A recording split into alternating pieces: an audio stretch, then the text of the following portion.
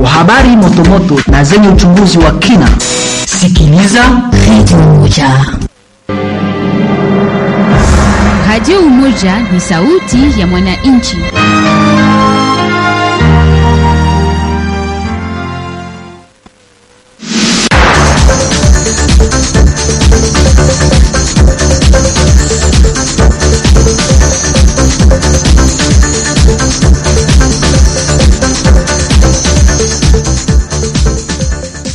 Asante mpenzi msikilizaji kwa kuwa nasi kabisa tangu ufunguzi wetu wa vipindi jioni ya leo. Nikualike kuweza kuungana nasi kabisa moja kwa moja katika taarifa hii itakayosomwa katika lugha la Kiswahili na yeye mwenzangu Taise Wilonja Kakozi. Huyu hapa kwanza muhtasari wa habari zetu. Chama cha nguvu za wazalendo juu ya ukingo wa Kongo FPDC kwa kifupi katika Kifaransa kimeendesha mkutano wa siku mbili tangu siku ya pili ya tarehe 3 hadi tarehe 4 Juni mwaka huu tunao mjini Baraka jimboni Kivu Kusini. Na huku Fizi bado mpenzi msikilizaji ambako kufariki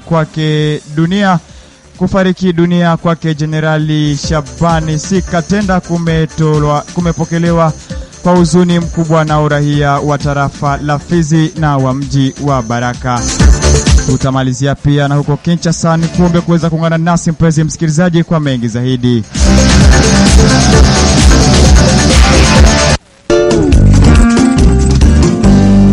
Radio Umoja. Karibu mpenzi msikilizaji katika taarifa hii inayosomwa mitamboni na mwenzangu Taise Wilonja Kakozi, kwenye Michael Lebon Esau Hermani ni mimi. Ukiwa kwanza habari zetu hizi tunazokujia nazo.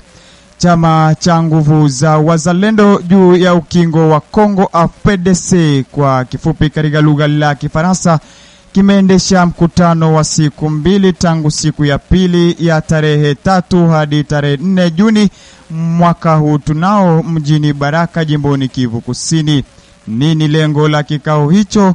Juste Monga Mshaleke, kiongozi wa kitaifa kwenye chama hicho, anaeleza. Kikao ambacho tulikuwa tuko amo kwa muda wa siku mbili ilikuwa na objectif ya kwanza ilikuwa kuteua na kuonesha watu mtetezi wa pili, kwa maana watu walikuwa wakiuliza tujue mtetezi wa pili, tujue mtetezi wa pili. Ili ilikuwa imoja wapo. Ya pili ilikuwa tukikagua na kujifunza kazi ambazo tulikuwa tukifanya hizi masiku kuanzia mtetezi wa kwanza tuache. Hiyo ndizo objectif mbili tukaziangalia, tukaangalia nini ambacho tumefanya, kipi ambacho tunaweza tukaendelea kufanya, kwa maana hii ni chama, shesi chama, watu wakutanane, wajifunze, waangalie madefini nini na nini ambacho tunaweza tukaendelesha zaidi. Watu waendelee kutupatia confiance zaidi, waendelee kuamini Lieutenant General mtetezi wa pili, kwa maana katika kikao tulifanya tumekagua makazi ambayo aliendelea kufanya nyuma ya mtetezi kabisa. Mtoto wa Simba ni Simba. Hiyo ndio naweza nikaambie raia wajue kwamba ni Simba, na wajue kwamba mtetezi mwenyewe alikuwa anajua mbele ya kukufa. Ni Simba na iliacha masimba ambazo zitaendelea kufanya kazi. Kwake aliyeteuliwa kumgomboa hayati Luteni Generali mtetezi Teresoro Waseba, Luteni Generali mtetezi wa pili Bolingo Olivier amealika vijana na raia wote kwa sapoti, akiahidi kutumika katika uhusiano bora na makundi mengine ya kizalendo kwa lengo moja la utetezi wa nchi, anaeleza. Chama cha FPDC kisha kupoteza kiongozi wetu mkuu Lieutenant General mtetezi Kibukila Waseba Tresor, kwa leo nimechaguliwa kwa kuchunga kundi hilo kwa kijeshi. Lieutenant General mtetezi Kibukila Waseba Tresor, mimi nimemkaribia zaidi na tulikuwa tunajua malengo na maobjektife ya chama na gisi alikuwa akifanya kazi. Raia wawe imara, weke mategemeo kwenye sisi tuko hata kama mtetezi ametuacha na mimi mtetezi wa pili nimechaguliwa, tutaendelea kuwatetelea na kufunga njia zote zenye zile adui ameleta, mwenye ameungwa mkono na Rwanda M23 akiwa pamoja na AFC ya Nanga wa Red Tabara, wote tumewafungia njia na hawataenda nafasi yoyote. Sisi kama vile chama cha FPDC na jeshi lake la AIC tunaendelea kutumika na wazalendo wengine wote wale wenye wako kumalengo ya kutetelea nchi yetu ya Kongo yenye imependwa kunyanyaswa na adui kutoka Rwanda na M23, kama vile za Ngoma Nzito, Kakobanya, Mzee William ya Kutumba, wa Makanaki wa Rene na kundi zingine zenye ziko kule Bukavu, Bafoka Maike na wengine. Tunaendelea kutumika kwa pamoja kwa kutetelea sisi wote Kongo yetu. Tukiwa tarafani Fizi daima ambako kufariki kwa dunia Jenerali Shabani Sikatenda kumepokelewa kwa huzuni mkubwa na raia wa tarafa la Fizi na mji wa Baraka, ambako shirika la raia NDC limetoa wito kwa serikali ya Kongo kufikiria vilivyo kwa wale wengine waliobaki gerezani. Malilo Makoma ni mratibu wa shirika hilo la raia, ameonesha huzuni wake kwa ajili ya kifo hicho kilichotokea siku ya tatu ya tarehe 4 mwezi wa 6 mwaka 2025 mjini Kinshasa. Tumsikilize.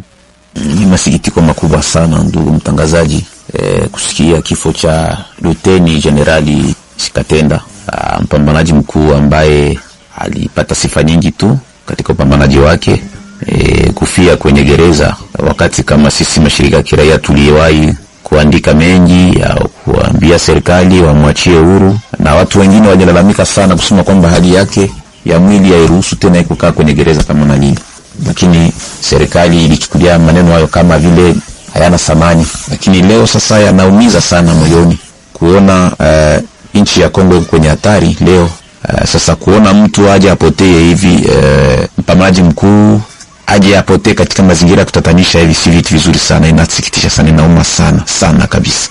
Na shirika la kiraia NDC Chumvi ya Kongo linatoa mkono wa pole kwa nchi yote nzima ya Kongo, kwa upekee tarafa la Fizi. Tunasema kwamba tunaomboleza pamoja na wazalendo ambao wameachwa na baba. Hiki kimepitia Luteni Generali Sikatenda, lakini kesho kinaweza kumpitia mwingine. Kwa hiyo serikali ichukue majukumu tayari ya kuachia uhuru wale wote ambao waliwahi kupigania hii nchi, sababu muda kama na huu kuwaweka gerezani itakuwa ni kupunguza nguvu za hao watu ambao wamejitolea, wazalendo ambao wanapigania nchi.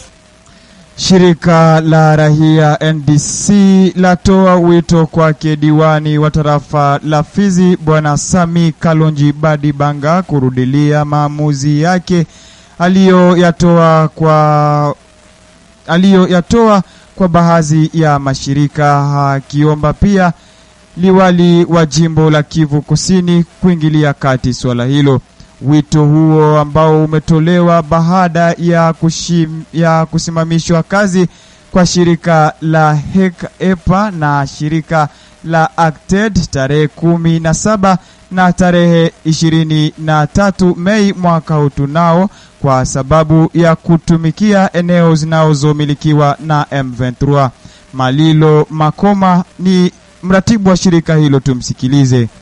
Mtangazaji, nitasema kwamba kuna watu ambao wamewazia vibaya kwamba sisi tunamkaba mkuu wa tarafa kwenye koo. Sio hivyo, lakini kibaro chetu kinaongelea kuhusu mipango aliyoichukua au azimio aliyoichukua ya kufuta kazi za mashirika mawili Acted na Expert katika maeneo ambayo yamedai kwamba yanadhibitiwa na waasi wa M23. Baada ya uchunguzi wetu tumekuja kuona kwamba sio kweli, sababu maeneo hayo yote yanadhibitiwa na nani? Na majeshi ya taifa FARDC, pia na wazalendo. Lakini kusema kwamba hawa watu wamegeuka viegezo au wamekwenda kinyume cha sheria ni mambo tu ambayo ya uzushi ambayo haina msingi kabisa. Kwa hiyo tumeomba mkuu wa jimbo la Kivu ya Kusini aingilie kati swala hili ili mashirika yawe huru, yatumike kama kawaida.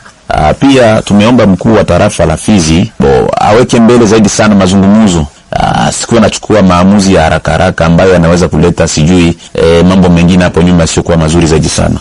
Akiweka mbele mazungumzo na watu, nadhani kila kitu kitaenda vizuri sana. Hata hivyo ameyaomba mashirika hayo kutumika kwa pamoja na viongozi wa mahali ili kudumisha amani na usalama, akieleza mara tena. Mashirika mengine unajua ndio mtangazaji, kuna baadhi ambayo yanakuwa yanatumika na ujanja, yanaweza kukeuka maanani au mikataba ile ya serikali, mfanye hiki msifanye hiki, wao wanakwenda pembeni. Wao pia waheshimu ile mikataba ya serikali, ijapokuwa hata kama leo wamekuwa wamesimamishwa kazi kwa muda, hata kama tunawazia wamesimamishwa hiyo kazi bila sababu za kweli, lakini kwa zile ambazo hazitekelezi matakwa ya serikali, ni lazima zitekeleze yale ambayo serikali yametaka ili kuwe uhusiano bora kati ya serikali na hao mashirika. Huko kijijini Abombe ambako wakahaji wa kijiji cha Abombe kinachopatikana ndani ya sekta ya Tanganyika tarafani Fizi wamepata msaada wa kipesa uliotolewa nalo shirika la Acted kwa ajili ya wao kujiendeleza. Msaada huo uliotolewa kwa wahuza samaki, chonga, wamiliki wa viosk na wamiliki wa migahawa. Shirika la mahali limeeleza mengi zaidi kuhusu msaada huo.